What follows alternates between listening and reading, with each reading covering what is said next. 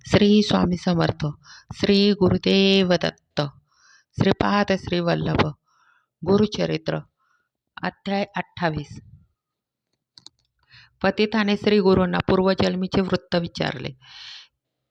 ते या अध्यायात श्री गुरूंनी सांगितले आहे. तू चांडाळ जन्मास कसा आला ते सांगतो. ब्राह्मण स्त्री व शूद्र पुरुष याच्या व्यभिचारातून जो जन्माला येतो तो चांडाळ होय. चांडाळ ही 16वी जात आहे.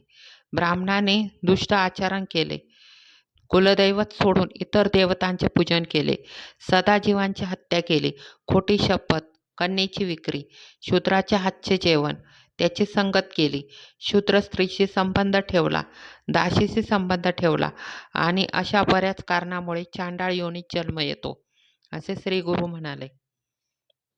श्री गुरु पतिताला म्हणाले, तू पूर्वजन्मी ब्राह्मण होता. गुरु माता व पिता यांना दूषणे दिली म्हणून तुला चांडाळाचा जन्म आला. आता तू जर 1 महिनाभर संगमावरती स्नान केलेस तर तुझा दोष जाईल व पुन्हा तुला ब्राह्मणाचा जन्म येईल. पतित म्हणाला, स्वामी, मी आपल्या दर्शनाने पवित्र झालो. मी शरणागत आहे. आता मला मंत्राने शुद्ध करून ब्राह्मणात घ्या. तेव्हा श्री गुरु म्हणाले, तुझा देह चांडाळाचा आहे, तेव्हा तुला लोक पवित्र कसे म्हणतील, ब्राह्मण कसे म्हणतील? तुला पुराणातील विविध कथा श्री गुरूंनी त्याला पुराणातील विविध कथा सांगून समजवण्याचा प्रयत्न केला, पण त्याच्या मनाला त्याने सुख झाले नाही. सुखासुखी त्याला ज्ञान प्राप्त झाले होते. त्यामुळे तो आपल्या घरी जायला तयार होईना. तो स्वतःला विप्र समजू लागला. त्याची पत्नी व मुले त्याला न्यायला आली, पण तो त्यांना जवळ सुद्धा येऊ देईना. मला शिवू नकोस, असे पत्नीला मारायला धावून बोलू लागला. त्या पत्नीने श्री गुरूंच्या पायी वंदन करून आपला पती परत मिळावा अशी याचना केली. मी व माझी मुले त्यांच्यावर अवलंबून आहोत, तरी त्याला समजावले नाही तर मी मुलासहित तेथेच जीव देईन असे म्हणाले.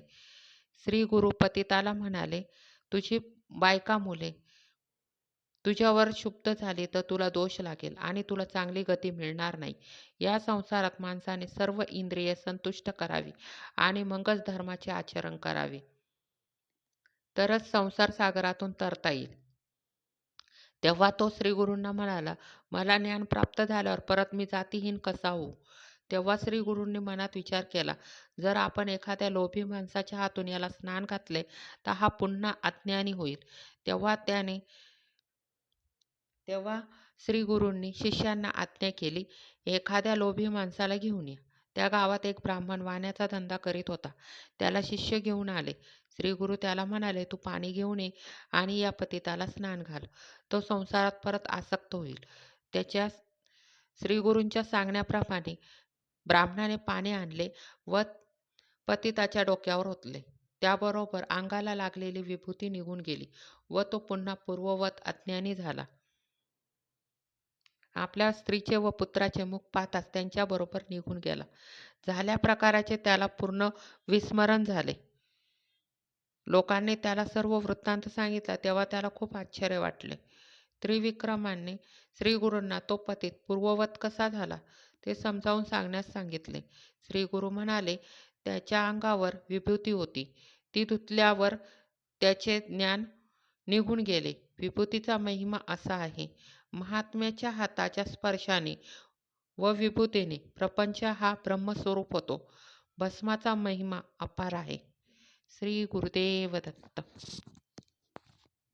अध्याय 28 संपूर्ण. या अध्यायात आपल्याला एकच कळते की श्री गुरूंच्या आज्ञामध्ये राहा आणि चुकून सुद्धा माता पिता गुरु यांचा अपमान करू नका.